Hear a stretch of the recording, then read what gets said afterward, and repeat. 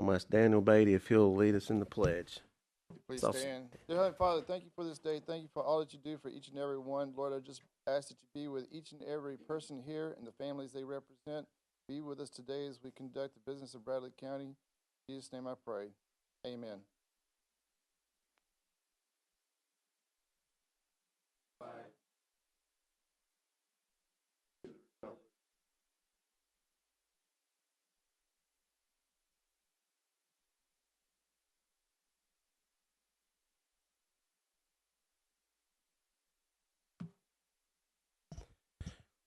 We're going to go ahead and get right into the meeting. We've got some commissioners and some other folks has already told me that they've got some prior engagements after this meeting. So we'll go ahead and get started. Let's approve the August 27th, 2025 minutes. Mr. Chair, I make a motion we accept the minutes as presented. Have a second? Second. All those approved, say aye. Aye.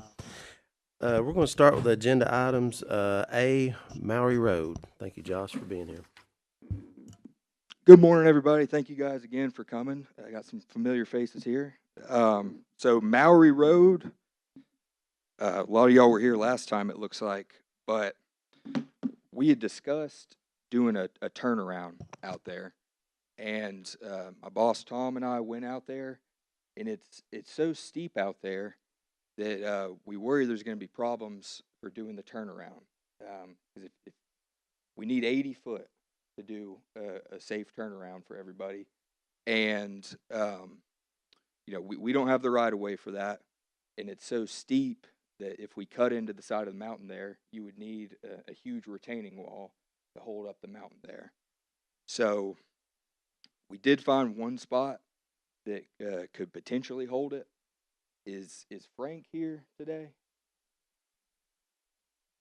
How's he go? Oh, I'm sorry. Yeah, I'm sorry about that. Well, I hate to put you on the spot, but we did find one spot that was on the land right there, and it drops down a little bit, but there's a spot where you could almost build up the road, and that would be right there in front of that property.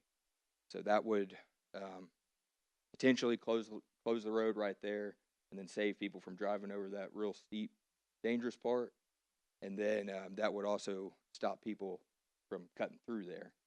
So, but that would be a tough thing to work out as far as making sure the road, the turnaround doesn't wash away down the hill.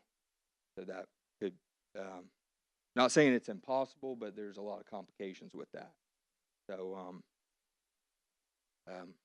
another thing we talked about was maybe potentially putting guardrails up there, keeping that whole road open through there, maybe putting some guardrails. They would have to be a special set of guardrails because it drops off a good bit. You need some, I guess, custom guardrails, and it'd be a lot of guardrail through there, so that would be expensive as well. So, but we've looked into it. Got a couple things we're considering. I don't know if y'all want to give any input on that real quick. Anyone? Yes, ma'am. Ma'am, will you? Yeah, I'll give you the mic. That's okay. Pull it down. Years ago, I had inquired about the guardrails, and someone did go out and check it. Can I get your name and address? Marie Indovino, Okay. 488 Maury Road. Okay.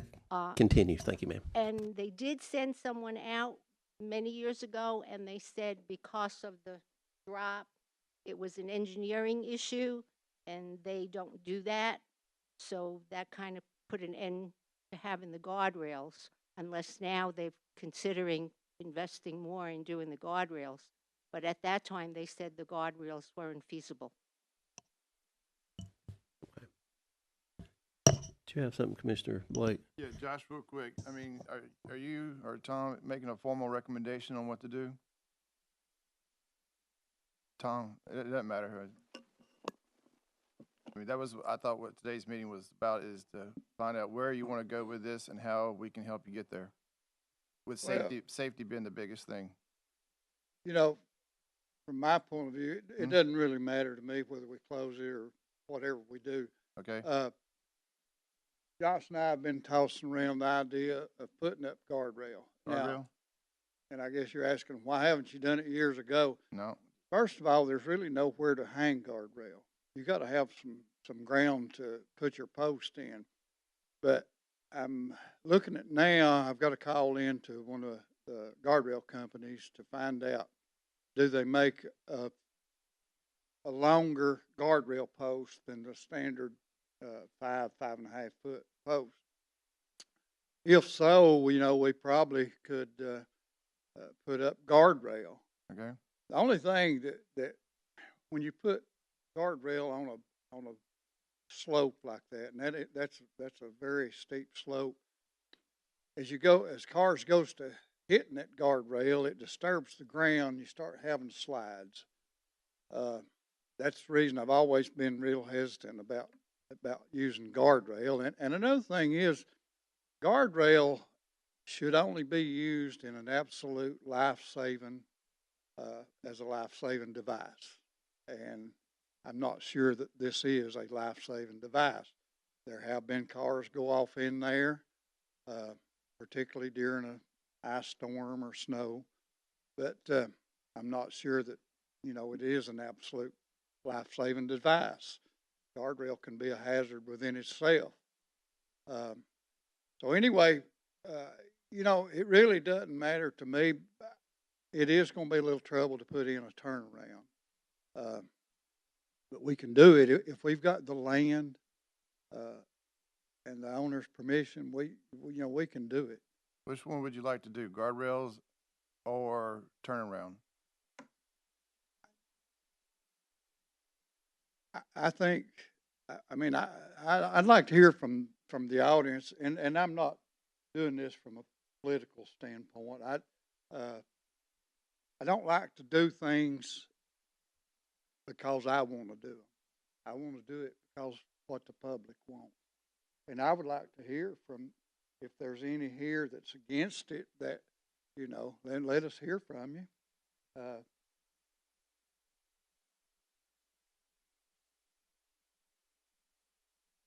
Was there anybody against it?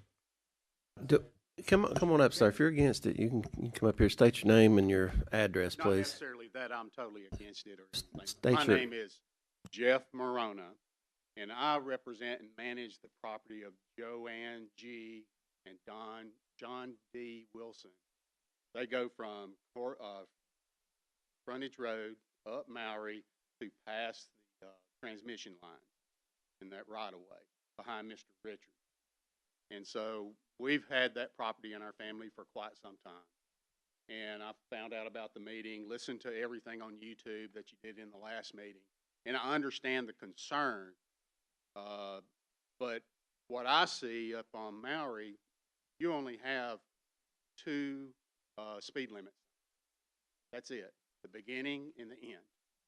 You have no curve sign. You have no curve sign warnings at all on that road.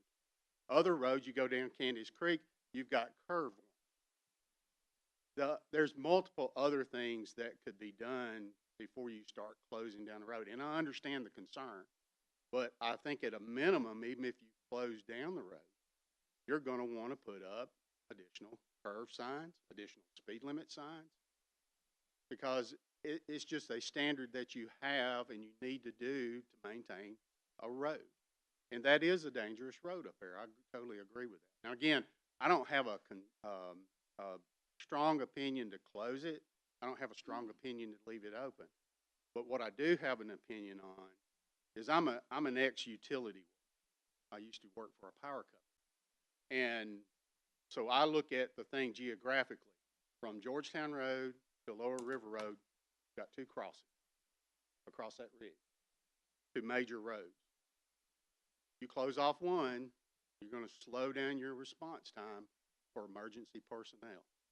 So whether that's a power company or that's an ambulance or a fire truck, closing down your access. I know they're close together, but I've been through so many tornadoes, it only takes one tornado to close down one of those access points or both.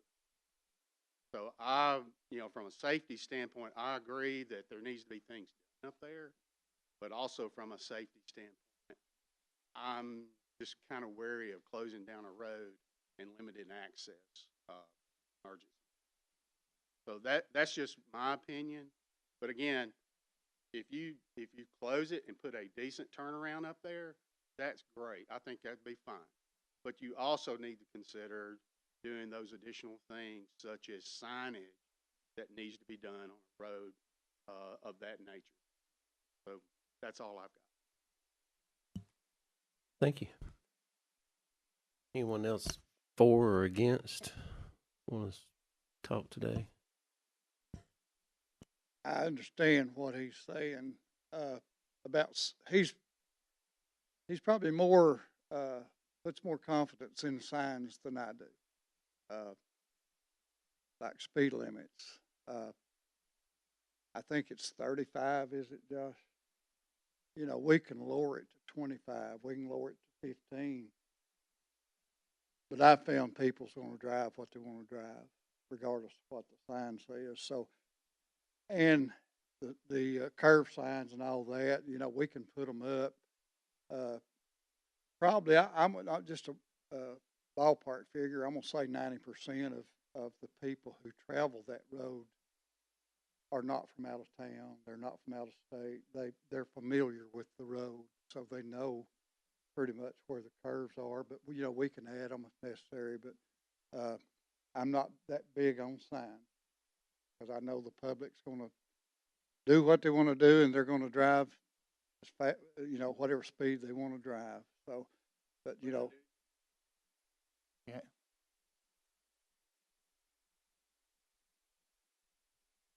Minimum standard that you'd have to do to maintain a road or anything else. And I think those minimum standards need to be met. And so that throws it over to law enforcement to enforce those. That gives them the reason to do it and the ability to do it on a regular basis. So I think that they can maintain a better frame of operating up there if there are some standards that are met and to involve law enforcement. Because that's what you do at every other thing, every other place. It's not that the sign stops people from speeding, but when you've got law enforcement up there and they're about to write a ticket, that takes care.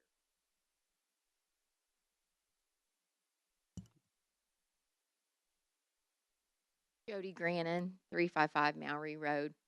Thank you for talking about this again today. I do have a letter of support from Rodney and Bonita Rodney. I'll leave that here. Since our last meeting in August, on September 27th, we had a high school student crossing that road to go to Walker Valley, and she hit the rock that kind of protrudes out there, and I have pictures of that. Just another situation where if they didn't have that access road and they had to go around, it would take them longer, but it might be safer. So, thank you for listening to our concerns. You know, and I brought this whole thing, to the meeting a couple months ago because of safety of people and safety of our neighborhood.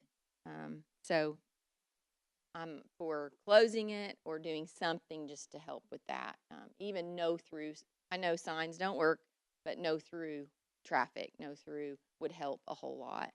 So I don't know how you police that, but anyway, there have been multiple accidents on that road. We tried to get the accident report, and I was failed at that. But anyways, thank you for listening to us.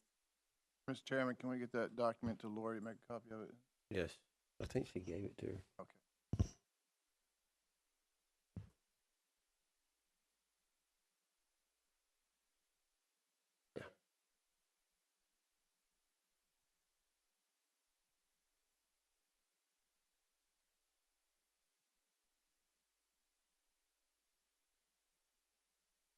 As I said, I'm not for or against. I just want to do what the public feels like is the right thing to do.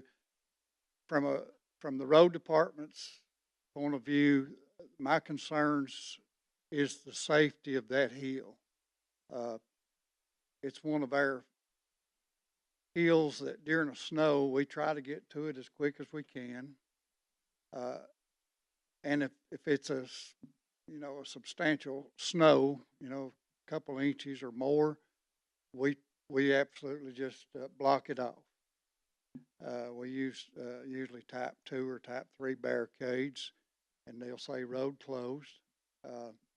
They're reflective, easy to see at night, but that doesn't matter to people who want to go up or down that road. They will get out, move them, and go on. We've had cars run off of the bluff there. They go around the barricades to run off of the bluff. So my biggest concern is the safety. It's basically, if you get down to it, it's basically a one-lane road. Two can pass in most places. I was on it the other day and met a car, and we both had to basically stop and crawl as we passed one another. So I don't know. Y'all just say, I want to hear from both sides now. Yes. Closing. John Garish, 400 Maury Road. So, as far as the guardrail, in order for you to do that and do really any good, wouldn't you have to widen that road right there? Because otherwise, I don't know how far down you have to go to put a guardrail up, but I mean, wouldn't you have to widen that at some point? I'm just asking. Okay. Well, so as far as the speed limit, I gotta agree with that. Nobody pays attention to that 35-mile-an-hour speed limit up there. There are some that do, don't get me wrong, but the majority just blast through there as fast as they can. The accident that Jody was talking about, I spoke with the girl that was driving the car, and her story was she was coming up the hill. There was another vehicle coming down. Her brother was a passenger in the car. He said, get over. And she got over and went right into that rock, and that car's totaled now. And luckily, nobody was hurt there. The other vehicle wasn't there, so don't know. And as far as a safety thing, as far as like ambulance or fire getting to Maury Road, so I did a little study myself. I started from my house, which is basically, I'm going to say, the middle of Maury Road from frontage to Candies Creek. I went from there down to the fire station on Georgetown Road. If I remember, it was like, I want to say 8 minutes. I want to say it was like 8 minutes to get there. And that was just me doing the speed limit and everything, of course. But going down Maury to Candies Creek to McPherson to Eureka to Georgetown, it was like 8 minutes or something like that. I tried going the Hooper Gap, and that's just, you wouldn't want to take a fire engine down that road. Coming from Candies Creek and then down to Hooper Gap. And so actually going from Georgetown to Paul Huff to frontage and up is only like 2 minutes longer. And not only that, I think the fire chief or these captains and everything, whoever's in charge of these fire crews, they have a responsibility for the safety of their people and themselves. And frontage road being a nice wide 2-lane road, that's kind of the best way to go, because if you're in a fire truck and you're going to come up Maury, if there's anything coming the other way, you may as well forget it. It won't happen. Somebody's going to have to move, back up, whatever. So, like I say, there are some signs, by the way. You guys did put up 1 or 2 of those curvy road signs, but here again, nobody's really pays attention to this stuff. Like he said, people are gonna drive the way they wanna drive, and that's all there is to it. Just the other day, when I was talking with Cletus there, he was pulled off the side, and I was standing there talking to him on the driver's side. And I mean, here comes this lady, 50 mile an hour, and she didn't even slow down. You know, didn't even attempt to slow down. So I think the wisest decision, I think, is to close it and be done with it and save a lot of headache and a lot of trouble.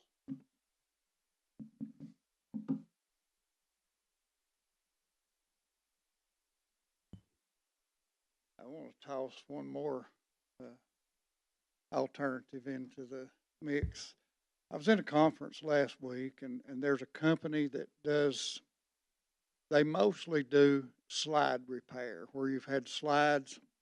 In fact, they did one in Bradley County on Owl Hollow Road where we had a slide.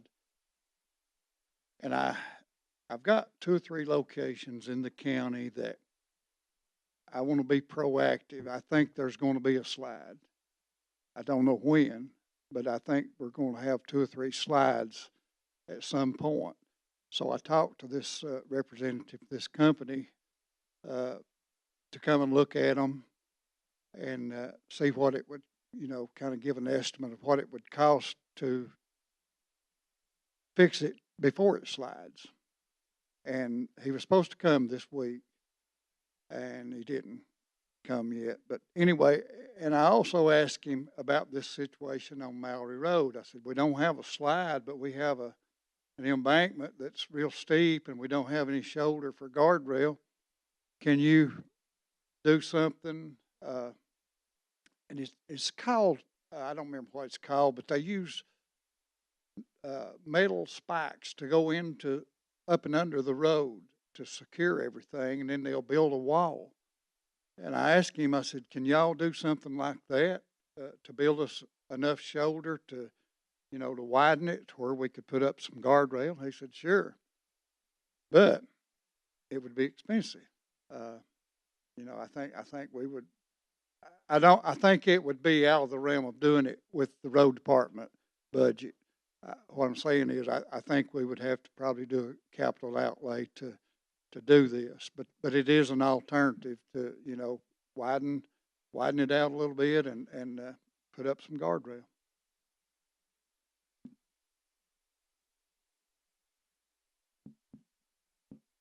From my point of view, once you tell us where you want to go with it, we'll kick in on the budget piece of it. All right. Let me call him this afternoon and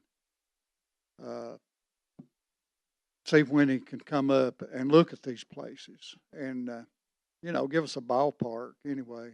And if you want to, if you don't want to deal with the ones where I think there's going to be a slide, we don't have to, but I just kind of like to be proactive and fix it before it happens. Just to make sure I understand what you're saying, and the turnaround and all that, I mean, I'm looking at this as an or kind of thing. You're either going to do guardrails and this stuff that you're just now mentioning, or you're going to do the closest in lane turnaround, or is it a combination of both?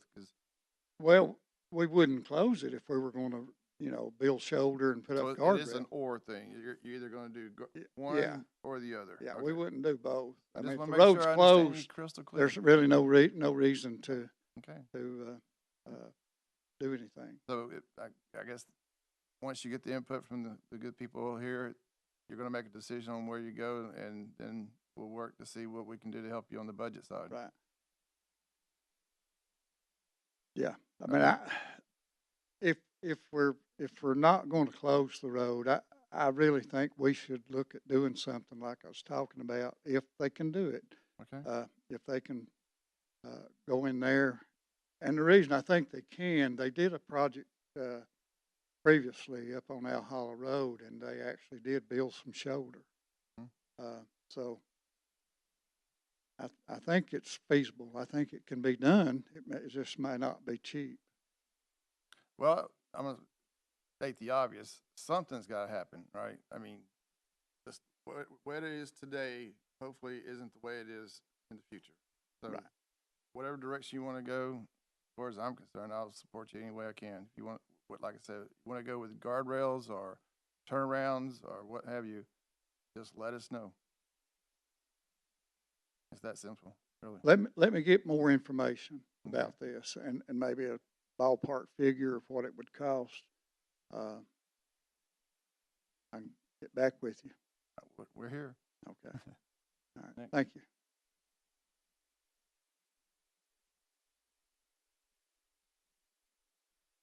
Good morning. My name is Richard Roberts. I live at 298 Mallory Road. Mr. Collins mentioned possible landslide.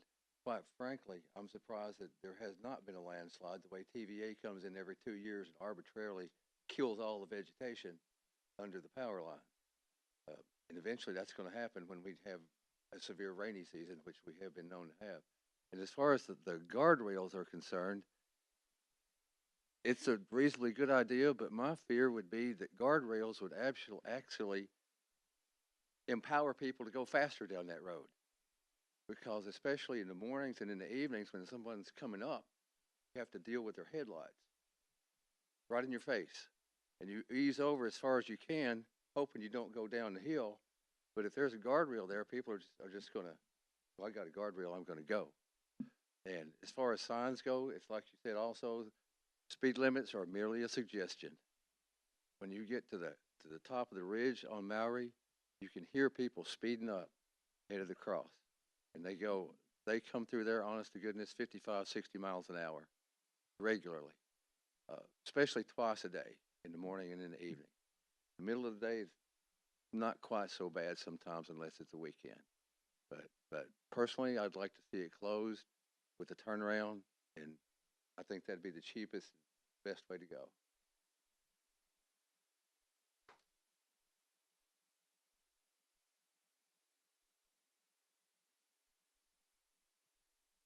My name is Kyle Eklund. I just purchased a piece of property on Maui Road. I don't have an address yet. I'm sorry. But anyways, I've talked to a few of the neighbors. I'm very okay with, as well, with going the roundabout. No, sorry, not the turnaround. Thank you. Great people on the road. A lot of people that don't live there fly by every time. I'm on my property almost every weekend trying to clean it up and make it look nice. Stuff like that. Closing it is a great idea. I mean, is it completely closed? You put a fence down at the end there, or at the top there. You put a lockbox in case there's an emergency. You know, there's always can get through there. Just an idea. It seems like it's the consensus of everybody on that property is to do close the road. Is there a vote that we can do to vote that way, or is it really the idea of the road commissioner? I don't know who, but to really make that final decision, you know what I mean? So, but obviously, you have everybody on that road, you know, thoughts, and sounds like the 90% of us want that closed. So, that's my 2 cents.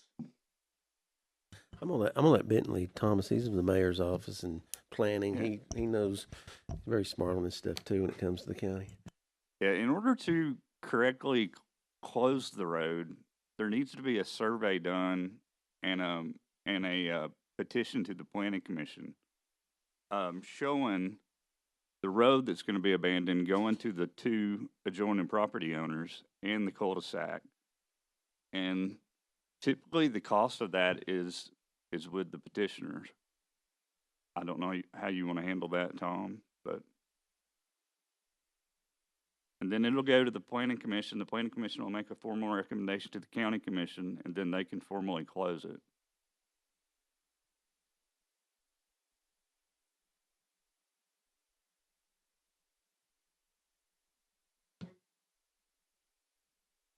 Two ways of doing this. You can close it and leave it as county property, or you can abandon it. And Well, yeah, that's if you want to abandon it. if you close it, and we did this on a couple occasions. One is Al Hollow. We gated it and closed it. It's still county property. Same way on Old Parksville Trail, we put a gate up and closed it, but we didn't abandon it. It still belongs to the property owners. In closing them like that, when you put up a gate, I found that whatever you put up, somebody can take it down. And I'm talking about gates, because we've put up some pretty good gates at a couple of those locations. And these off-roaders have these winches and stuff. They can pull them down. But if we're going to close it permanently and abandon it, you know, it needs to be blocked off with like a concrete wall or something that they can't mess with. Bentley, what's the next step? They have to submit a petition to you? Well, that's if they want to abandon it. If he's just going to close it and put up a gate or something like that, it wouldn't require that.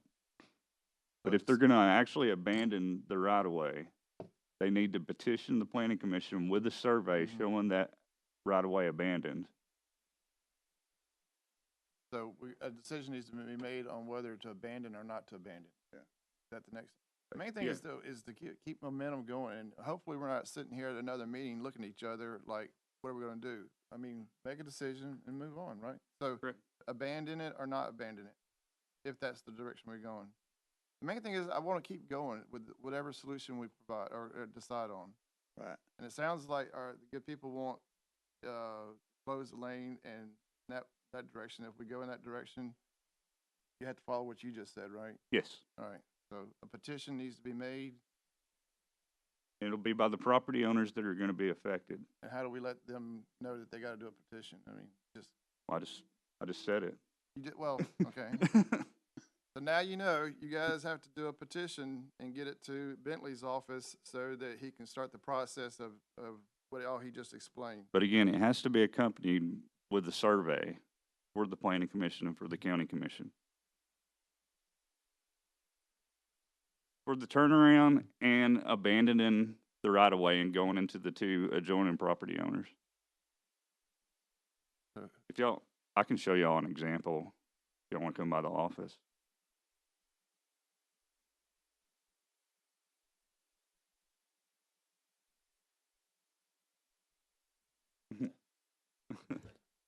We gotta hear you. We got millions of so people we have watching. to formally submit a petition to the planning office, To him. Yes, to you. yes. Okay. And how does that process start? Where do we get this form? What? I can provide you with something. Okay. I mean, I just need something in writing Okay. with the property owners, but I need the survey too, because the planning commission and the county commission are gonna have to see what they're closing. And then once it's abandoned, the county attorney will quitclaim deed to those two property owners. Well, you're talking abandoning and we're Yeah. just talking But close. but if he's talking about closing it, you don't have to do that. Yeah, that's what Okay. Yeah, we want to close it. We don't want it. We're not in the road building business. So yeah, we just want it closed. Yeah.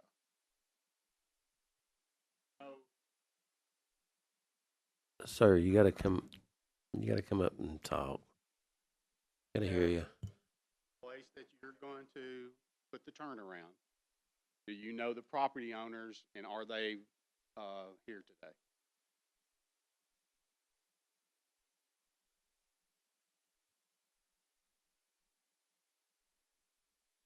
Josh, cannot hear you. So, yeah, I've got a map here showing the parcel where it would potentially go. And it's not 100% that we could even put it there, but there's one spot that we could maybe put it, and it would be in front of your property there. So there would need to be a survey done with land donated to the county to do a turnaround right there. So there would be survey costs involved in that, and that's something we need to figure out. And but I think it seems to me that we wouldn't want to abandon it because there's utility trucks that have to come up through there, and we could just put a gate up, give them a key. If they got to get in, they can get through there. So, Ms. Inovino, I'll get your information, and I think the next step would be figuring out if that's a possibility. And then, as we move along with it, we'll keep you guys updated. All right.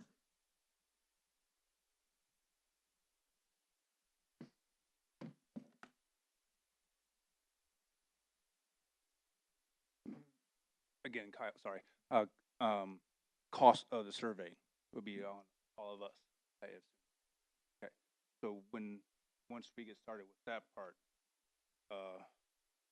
who can reach out to a survey, because I don't know if you know a surveyor, or do you have a recommendation as well for a surveyor to get that ball Yeah. rolling? I Just can trying get to you a keep- list. Okay, let's just want to keep that understood, and we want to know the price, cost, because I'm very happy to divot in with everybody on the, I mean, I think we're all on the same page, so just want to let everybody know that, so. I have a survey of my property, so is that not good enough?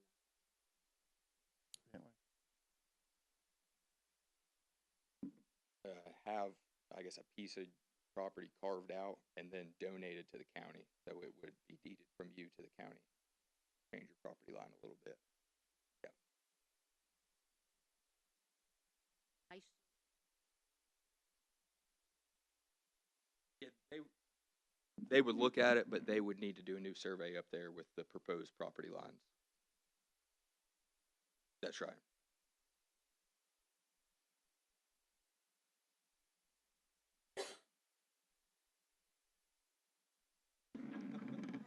Bo Burris, 633 Maury. I live on the very end, coming down there. So I'm the last driveway on the left. So if you close it at her house and the turnaround is there, there are a couple of us, John and myself.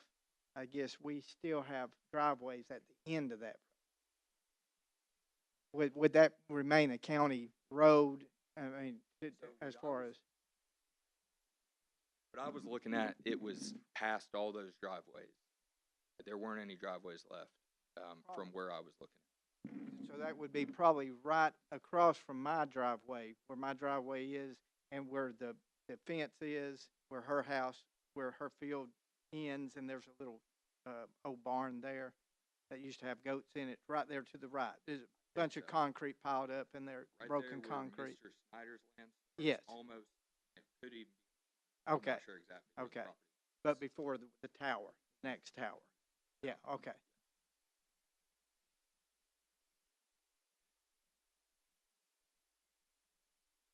Anyone else?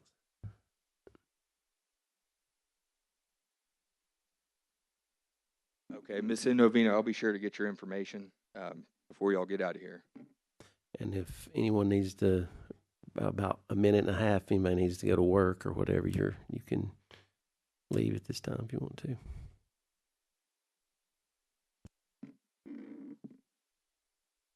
All right, you want to move on with the next one, Tim? Yes, let's move on All to right. Washboard Road. So there was that.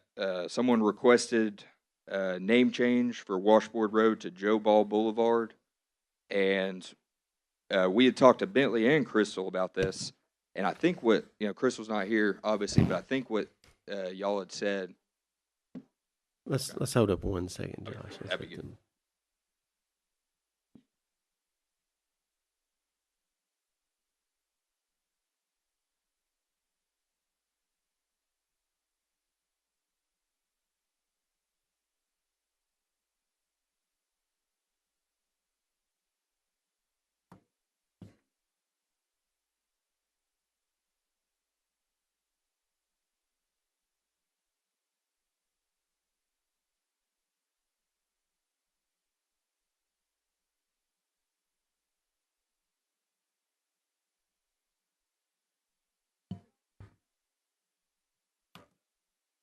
Josh, you gotta get some info anyway. It's okay.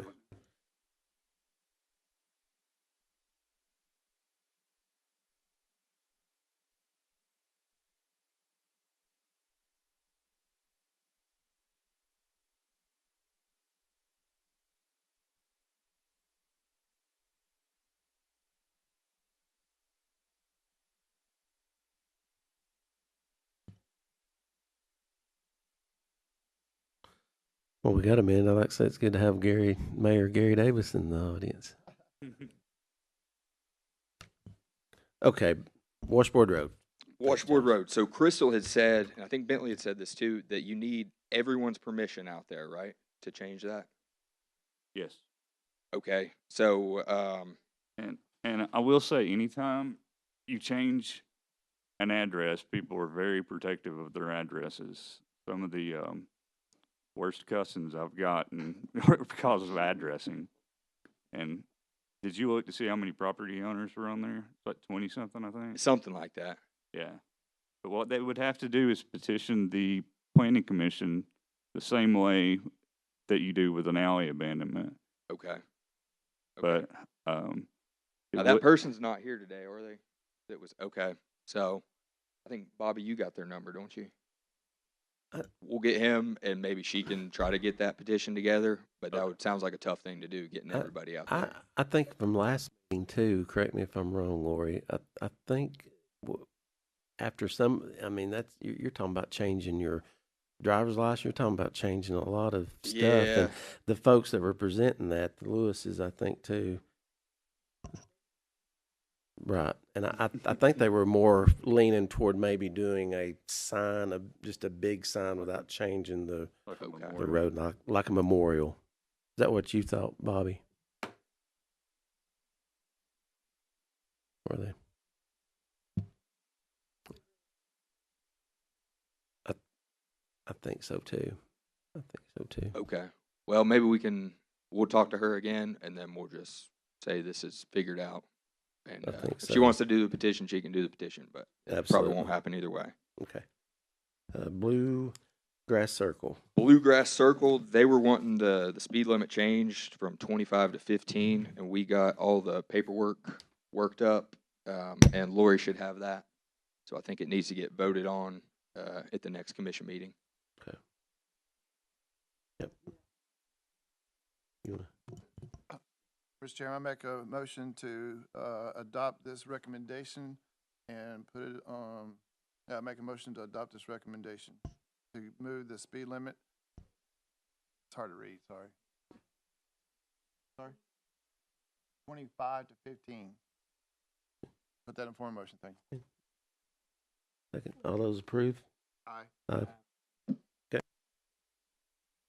All right, good deal. Well, I think the next one is the proposed sewer line, and I think they can probably say more than I can.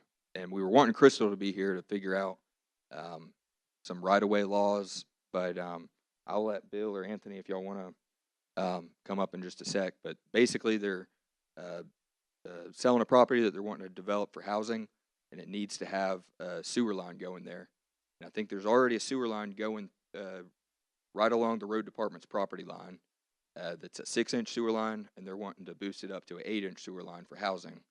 And sorry, yeah, I don't know, but they're wanting to change the sewer line, and that is going to deal with right of way, and it's going to deal with road department county property. So they're here to, I guess, give a proposal for that and find out if that's a possibility.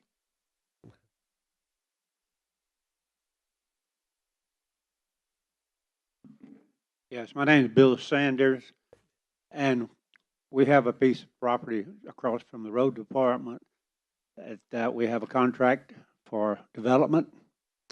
But one of the conditions is to bring the sewer. That's the only utilities that we're lacking.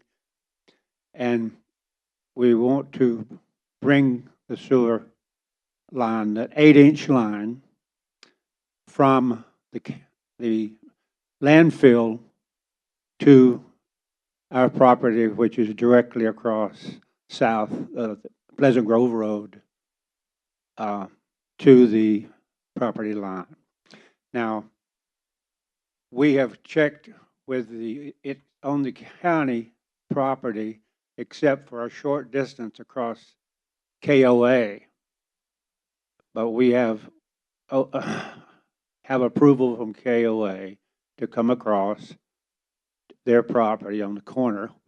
It's right behind the county road department office and their wall there.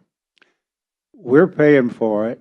We're dedicating it to the city or to the county, I'm sorry, whichever one, I think it is the city, that takes over the utilities. It will belong to them. We pay for it. We use their contractors, a recommended list from the recommended list, and we dedicate it as soon as it's completed. It's for service to that 40-acre development that we're doing. If you have any questions, I'll be happy to answer them. We do have a little bit of a time constraint because this being zoned for industrial, a light industrial, office, and warehouse. A similar, I've reviewed the development that's going in, and it's similar to the FedEx at the next exit past going to Chattanooga, past Uluwa. And I think it would be a major contribution to the whole county, and particularly our end, which has now begun. And I got to tell you this ironic thing. I was the first city planner on consultant basis for Cleveland, Tennessee in the early to mid 70s. And when I did a master plan, I had the city growing toward Uluwa and Chattanooga. Logical, right? Well, proved me wrong. But finally, we're getting a lot of development activity in our area. And that has been lacking. I think that this will help stimulate more development. And we have other people, we have other land there. We have 14 acres adjacent to Pilot. And we have another property on the corner of Withrow and Pleasant Grove. And we're developing another property, which the planners are familiar with, 46 acres off of Harris Creek Road, which is about 3 to 4 minutes from here. So we're trying to and we live in that area, and we're trying to build it up, and we put a lot of effort into it, and a lot of work, and a lot of money. So I appreciate you. If you have any questions, I'll stop now.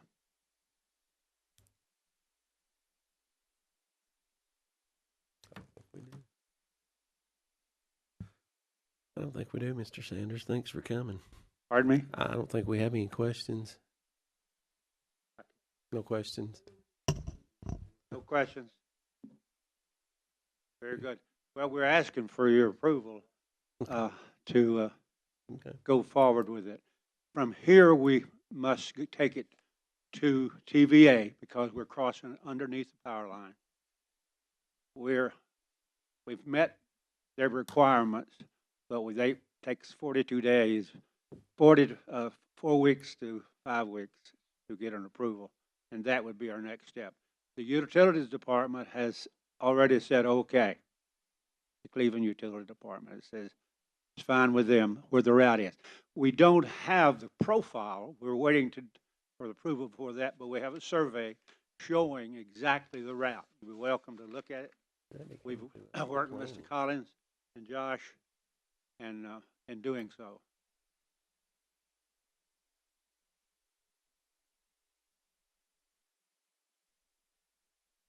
Bill,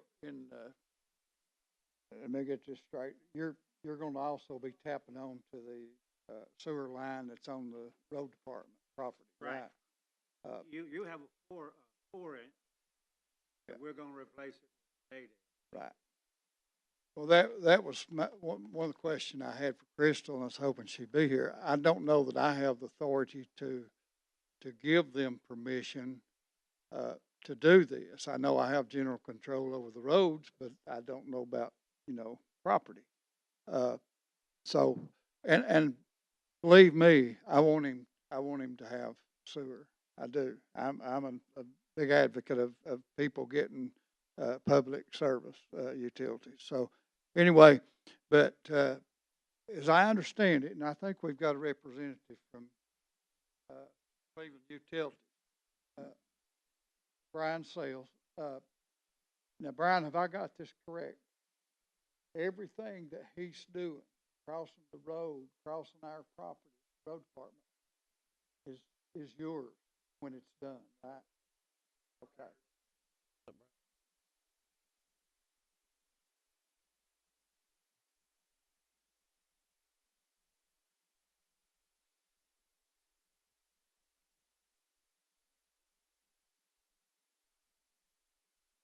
It will be Cleveland Utilities sewer once it's installed and inspected, and the easement will be to Cleveland Utilities.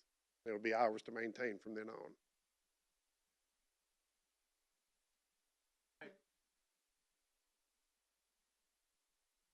Commission, to vote to allow this to be done on the Bradley County Road Department property. Now, if I'm Mr. wrong, Chairman, you tell need me. a motion to do what? What language do you need? I agree. I mean, Brian, you've looked into this, right? Yeah, so Yeah. we would get an easement document that the city attorney will draw up. It'll have a description. No. What does the motion need to be, Mr. Chairman? Laura, do you In order to. We just need to know what the motion needs to be.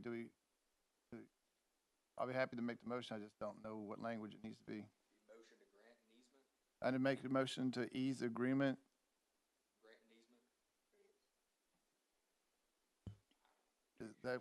Is that what needs to be done? This has got to go to the full Grant- commission. It doesn't yeah. get decided totally here. Tim will then And put we'll- it on the county commission's next voting session, which I guess is 20th, whatever. Maybe we can have more language too by, Yeah. yeah, they'll have to come for the full commission. So I made a motion.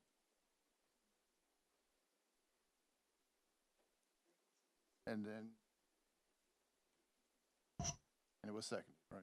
Yeah. Second, all is approved. Aye. Uh, All right, so it'll go to the full commission.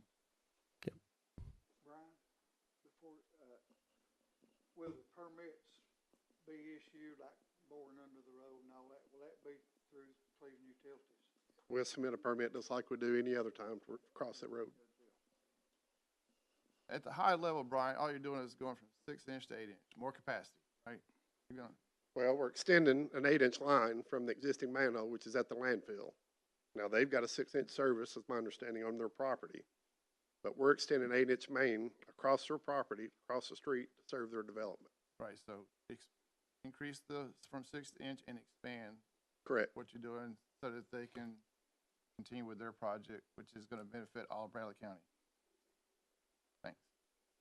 And I guess my question is too, is the money part, who's paying the, Mr. Developer. okay, Yeah. okay. That was a big question too. Well, it's my understanding it's been annexed in the city. Yeah. Or they're applying for it to be annexed. Right, the only reason you're here today is because Bradley County owns a piece of property as an asset of the county, and it has to come to the commission. It has to be zoned for the use, yes. No, the city does the zoning piece, right? Is it being zoned or annexed, or both? It's being zoned and annexed. They have to be annexed before they will, allow the line to be extended. And, Yeah. it's gotta be zoned for the purpose used. City of Cleveland handles that piece of it. What was that? That's all right, it's all right. Anthony Boone, I'm with Bill Sanders and the seller, and also, is anyone from Republic here, the county landfill? I've spoken with Republic and Michael Pastorella, I think it's his last name, and he said the main concern that the landfill had is that as the capacity, that Cleveland Utilities has the capacity that on an 8-inch gravity-fed sewer that we're proposing to install, that it's not going to disrupt their current flow and or disrupt what they would do then in the future. And that was their main concern.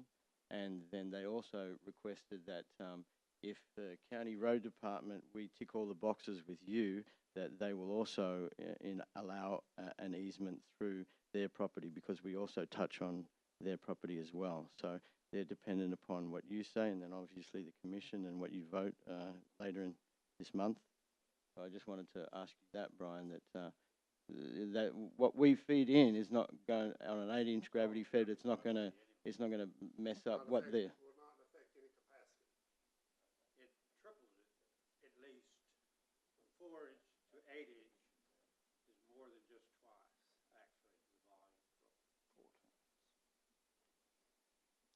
And of course, if the road department wants to tap onto it, then that's good for them too, in case they do have another extension like the office. It actually was designed to replace the 4-inch.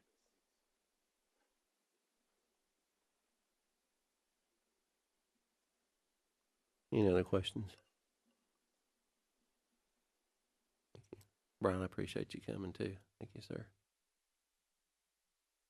Let's move along to, I think that's all communication from the audience.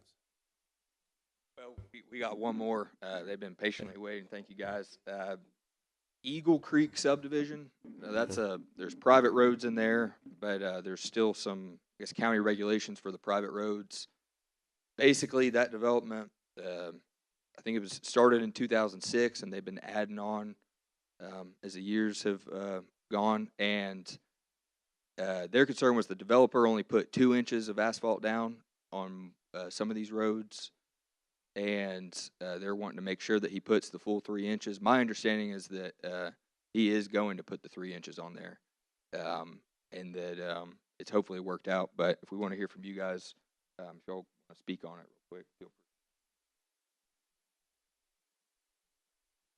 Morning. Thank you, Josh. Good morning. My name is John Saran. I'm president of the Eagle Creek Homeowners Association.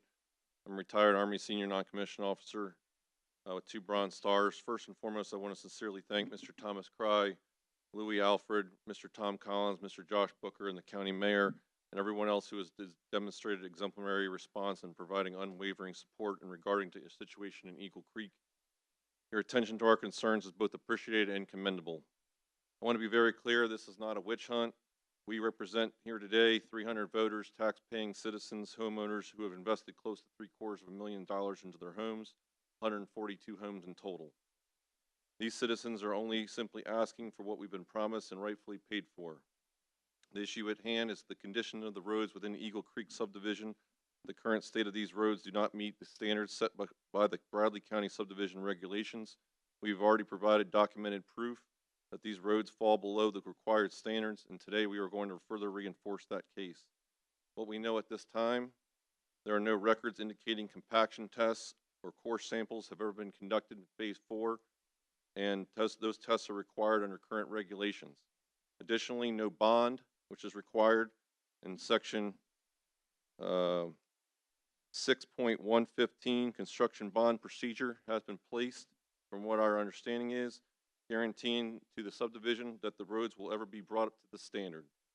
These are serious concerns that deserve the full attention. We are here to ensure that they are addressed properly and transparently. These are serious.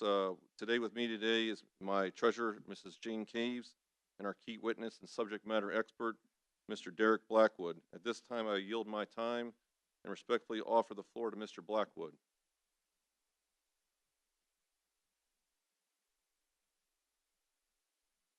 Morning.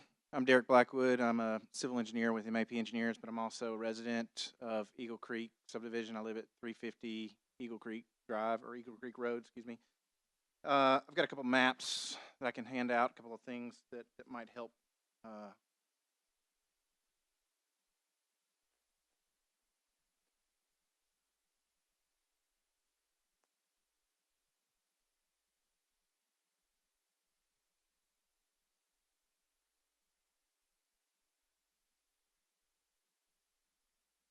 So, as I mentioned, I live in the 4th and final phase of the development, and I first want to thank the commissioners and Mr. Collins and Josh for all your help so far. We really appreciate it. So, while we understand these are private roads, I believe some of the concerns that we have do involve the committee and the county.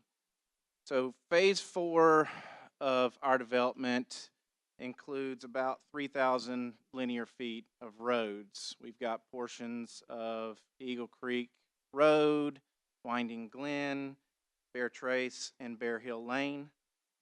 They were all paved. These particular sections were all paved around 2021 to late 2022, somewhere in that neighborhood.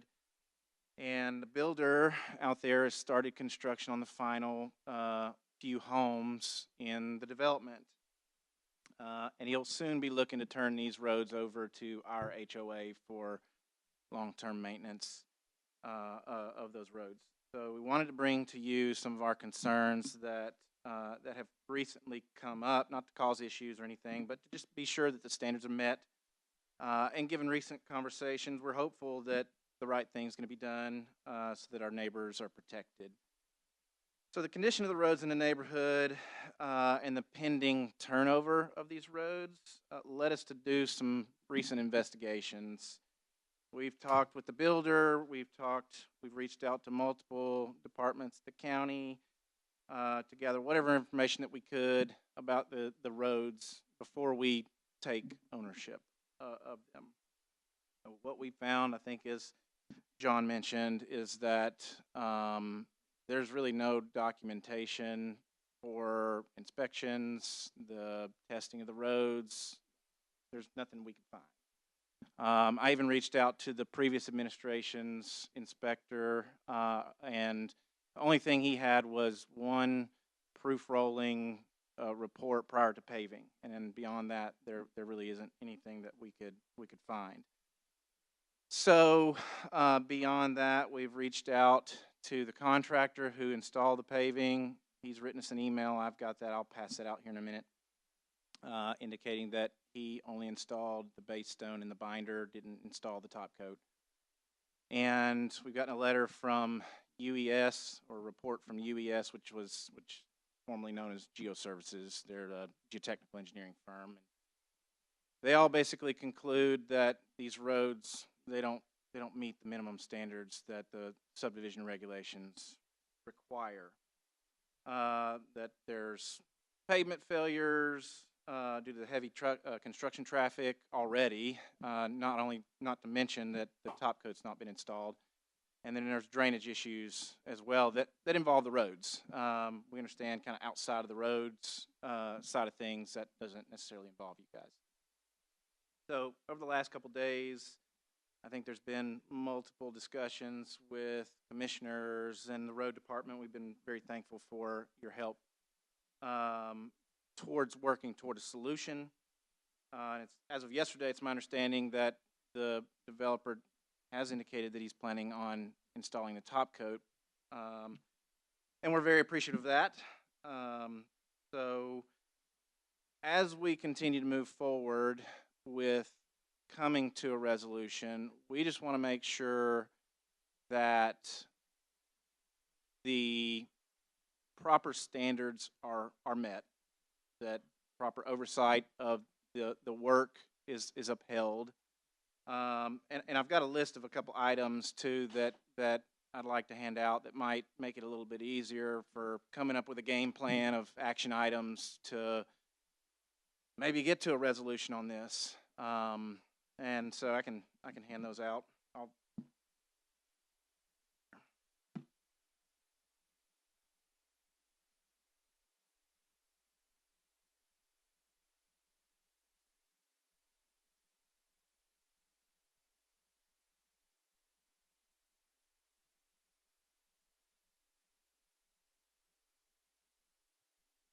So first thing I think that would be beneficial is for the commission or the committee to make sure that all of the necessary core samples and testing's been completed to really verify what's been done and where the points of failure are, because it's not just a top coat that needs to be installed.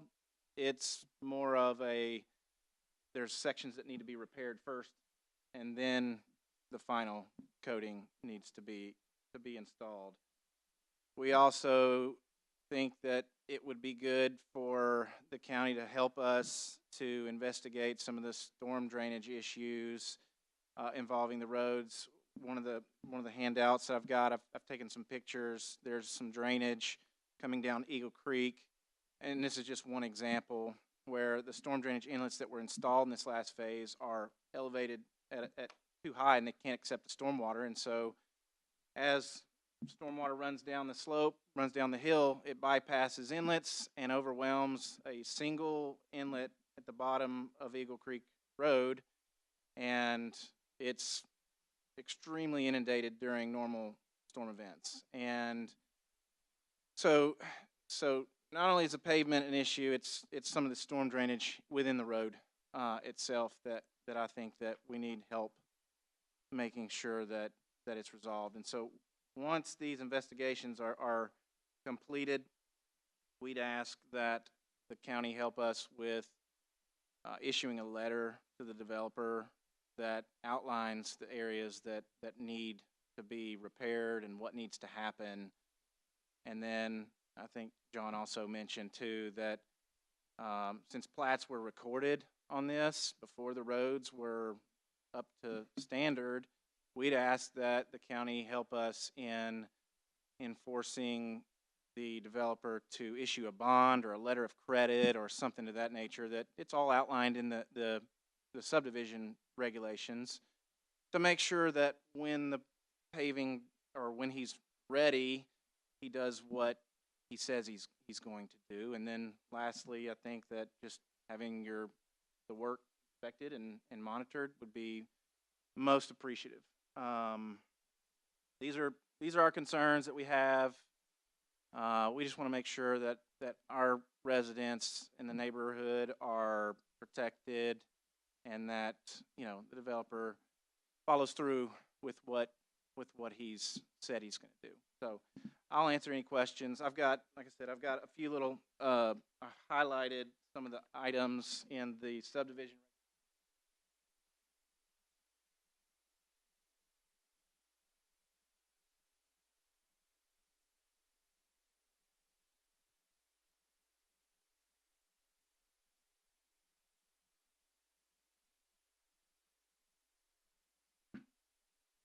And I've got, again, if you want, I've got emails from the contractor and the UBS report too that outlines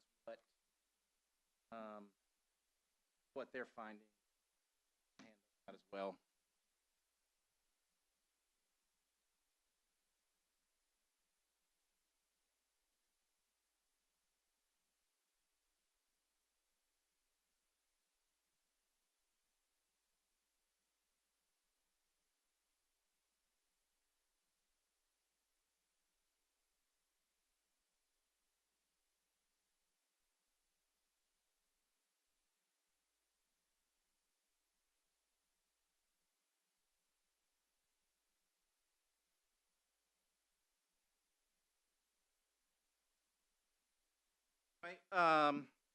That's all I have. John, I don't know if you have anything else to go over, but we'll be happy to work with staff and the committee in however way we need to maybe lay out our concerns more detailed and try to work to a positive solution to this. And I think based off the efforts that we've seen so far, and again, I really appreciate everybody's attention. It doesn't go unnoticed, and I'm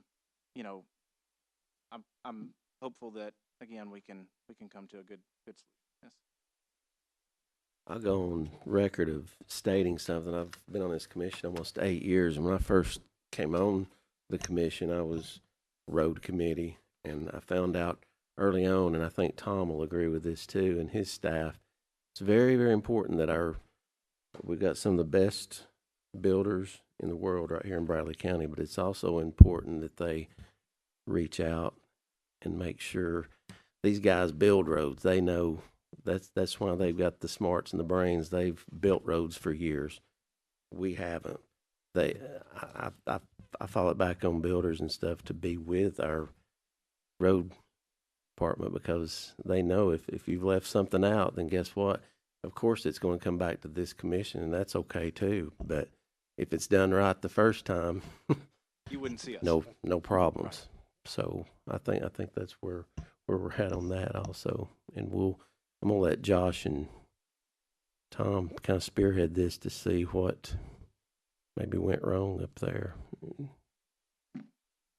Yes, come on, Tom. We want to hear from you. Just go back in time a little bit. I'll give you a little history about the Eagle Creek subdivision. It was, the first phase of it was, I guess, built in 2006, or at least that's when it was started. It may have been finished in 2007, but they built it. We were inspecting it from the road department and the county engineer at that time, and all the testing was done, and they were doing it as a private road with intentions that someday that it might be taken in as a county road.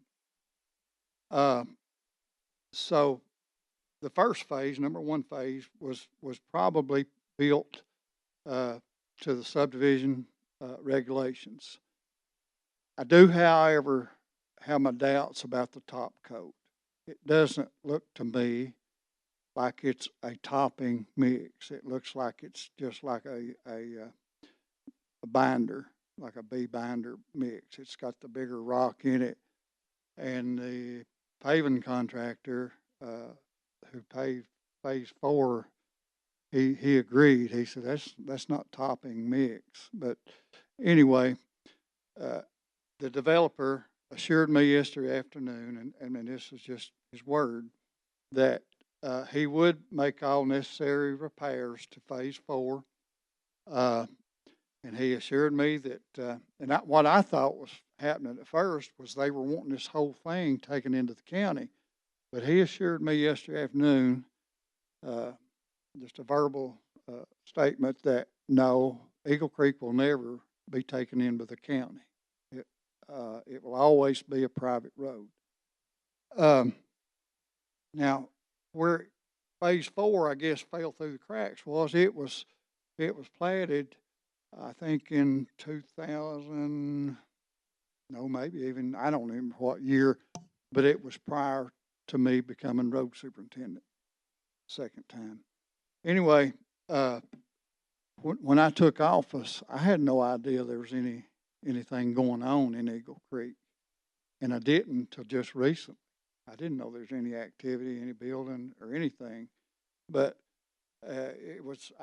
we found the information where the previous road superintendent had she signed the plat, but it signed it as not applicable because it was a private road. So the road department didn't inspect this. So, and there was really no need to, because it's not going to be taken into the county. So I guess the road department's responsibility in this is virtually none. And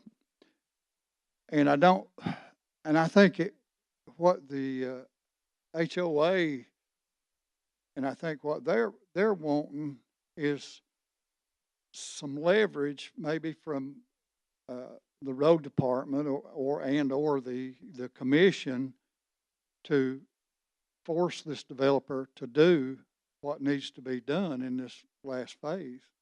So, but now he has agreed verbally that he is going to do everything, and that everything in the end is he even mentioned some things that I don't think was mentioned today. There were some soft spots in the subgrade, and I think he mentioned to me that he was even going to dig those out and rebase them and re-asphalt them and everything.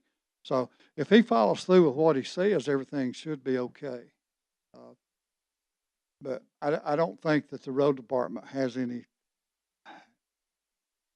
authority to force him to do anything. Maybe the county as a whole or this commission body may have, but I don't think the road department has any authority to make him do anything.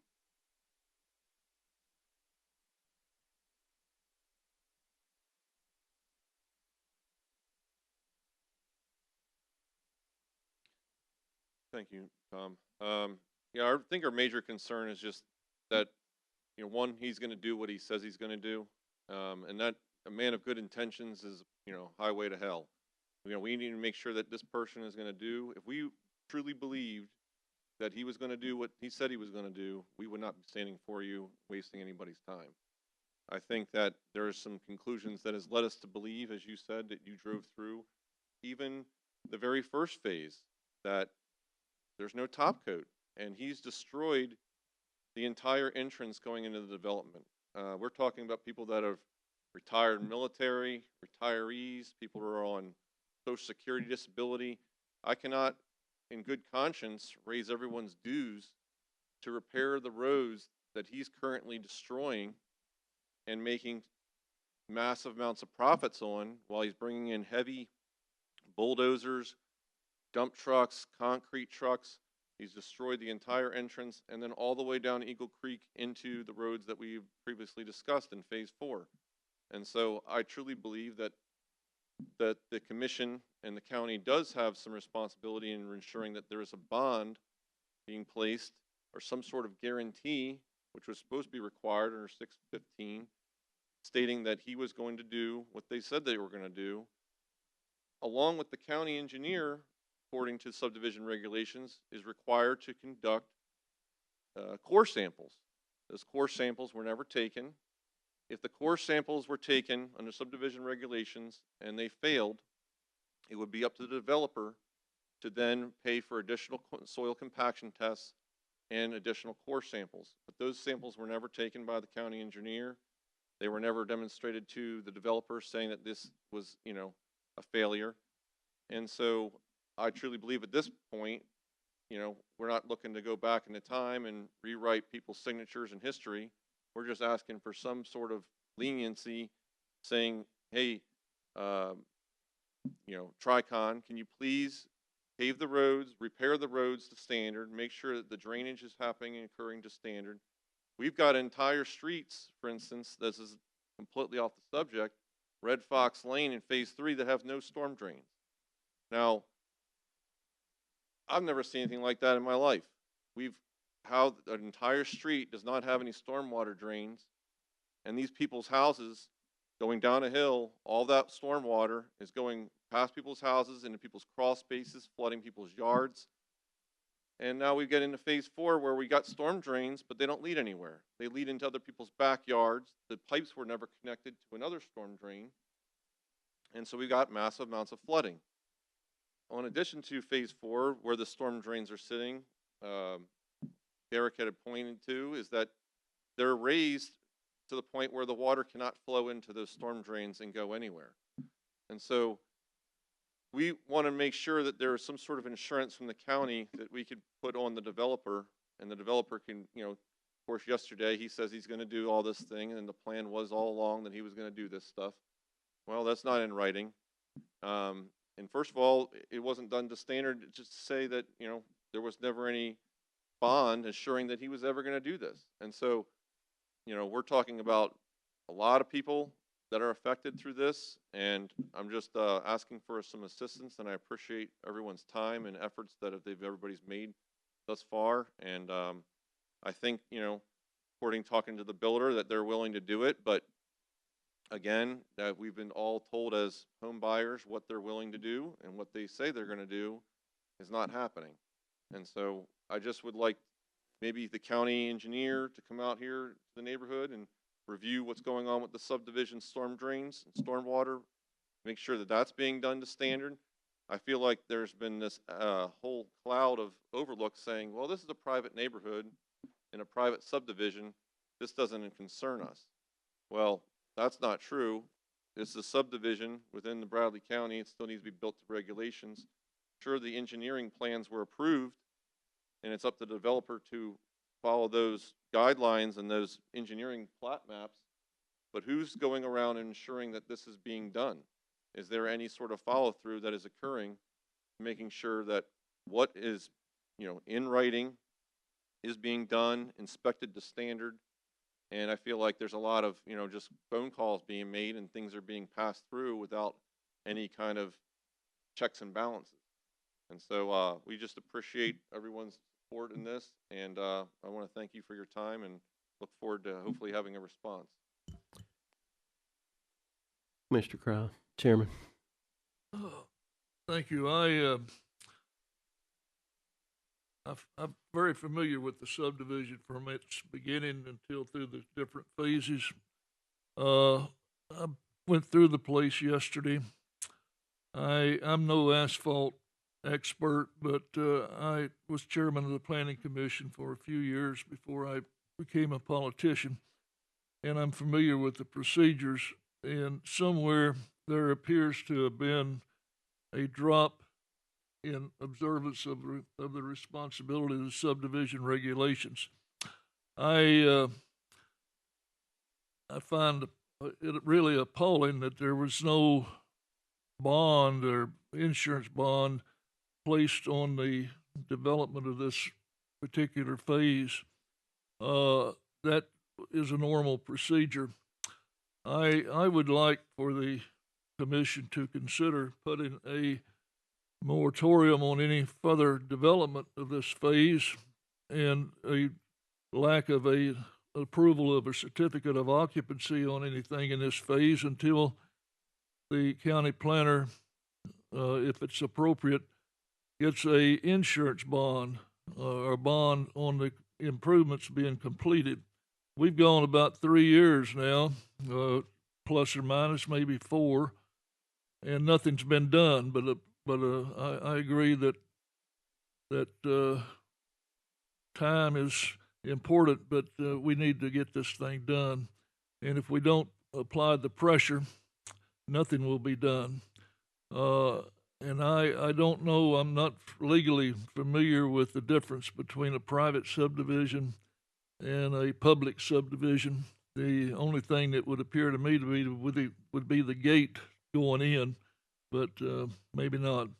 But I would like to have the committee entertain the motion of putting a prohibition on any further permitting, certificate of occupancy being issued, or anything else until a bond is issued by the developer to complete his job that should have been done years ago.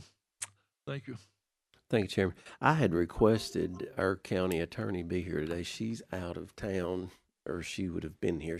I always invite her to our meetings for just something like this that come up. Can't make a vote because Marlon Blake, he left. He had another obligation, and that's my quorum to put it in a vote. But you have our attention. We'll get, as soon as Crystal gets back in town, our county attorney. And Lori, I think we should get with the engineer too on this and request them to go out and have a look at Eagle Park, because it sounds like it's, yes, sir. Come on, you can come back up and talk to us. Can I ask when the next meeting is? I was fixing to get with the secretary and find out. We're fixing to put in, The other yes, thing sir. is if somebody's going out to look, I'd be happy to meet them out there. Okay. I mean, I design subdivisions all the time. I didn't do this one, but that's what I do, and I'd be happy to lend my time to go out there and meet with them, to talk to them, to show them around. I'm sure John and everybody else would be willing to do that. However we can help. If y'all can get your info with Lori, she can, when the engineers and Crystal gets back in town, we'll definitely, they can give you a call and let you know when that's going to happen. Thank you for coming. Right. We appreciate y'all. Yes, sir. And look, the developer, the builder, who in this case is separate from the developer. Okay, the builder, I spoke to the builder yesterday, and the builder is saying, well, you're trying to ruin my kid's Christmas, and giving me this, whole story of that you're taking away money that I could be making. And that's not my goal. My goal is to not stop, to allow him to continue to build, but I think we need to give him a timeline of when this bond should be completed. let the builder continue to be building, because it does the neighborhood no good if these roads continue to sit, or these houses continue to sit, and then there's mold being developed on these, in the inner walls, and then these homes are starting to rot for however long time. But I do think that there needs to be something done as far as the bond. And so I told the builder yesterday, I said, I'm not trying to steal anybody's, Christmas. I'm not trying to steal anybody's ability to provide for their kids, but we just need some sort of insurance policy. And so hopefully that he can provide this bond within a timely manner. And I think if they can't, then at that point, maybe we motion to remove the certificates of occupancy if the bond is never met. But, so thank you for everything. Appreciate you coming. I hope the banner gets me right on that too. 99.9% of our builders in Bradley County, I know them. I know them all. They do an awesome job here in the county, but it just takes that little bit that doesn't do the right thing, but everybody else does. So I don't want to be misquoted and get 500 phone calls because I'm against builders in Bradley County. That's not it at all. But we want these folks, we see they're not happy, and we try to make everybody happy if we can in Bradley County.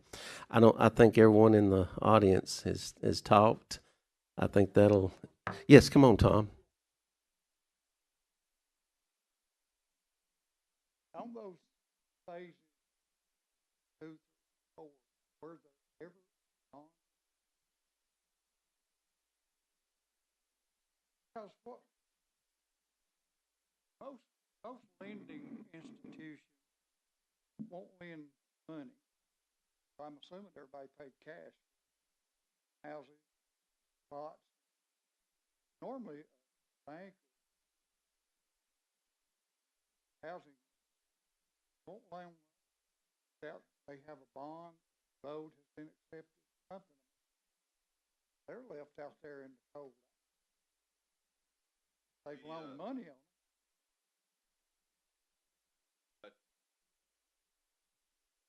Financial institutions in this case, my case, Veterans United, is in the assumption that everything was done to standard. So, a home appraiser comes out to inspect a new lot or a new home build, they're under the impression that things have been done to standard. They're not experts in roads and drainage and storm drains. And I think that just by the naked glance, you could drive through there and you could say, wow, this looks like a terrific place to live. And for most part it is. But when you start living there for a little while, that's when you just start discovering that there's a lot of snakes in the grass. And, there's a lot of holes that have kind of been falling through. And, again, it took us a long time to figure out that this was not done properly. I mean, I looked at it for the last year and a half, 2 years, and said, doesn't look right, doesn't pass the smell test. But until we started digging a little deeper, and so I think that these financial institutions are under the assumption that things are done right and that the road was platted correctly, and the county did require a bond and whatever else. I don't think that they go into that deep of detail and research before a lending institution offers someone to purchase a home. And so I think at this point, the only thing we can do is try to make the future better and bring awareness to the aspect that this is kind of going on. And this whole aspect with the private subdivisions thing is, there's really no difference between our subdivision and any other subdivision other than we have a gate ensuring that road traffic after a certain time at night stops and we don't get any, vagrants through there. But that's why it says in there, the road subdivision regulations requires, anything more than 6 homes is required to meet subdivision regulations. So if it was 4 homes, it could be a gravel road, it could be a dirt road, but it's 140 plus homes, or a 150 home lot. So that's kind of where the things kind of falling through the cracks. So this photo going in the newspaper?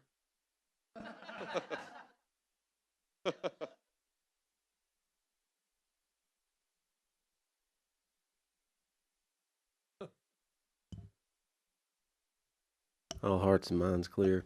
I hate going an hour and a half, but when it comes to constituents, it's constituents, it's folks in Bradley County that taxpayers, everybody else. I'll stay all day if I have to listen to the folks of Bradley County, and that's what commissioners do. Right, Chairman?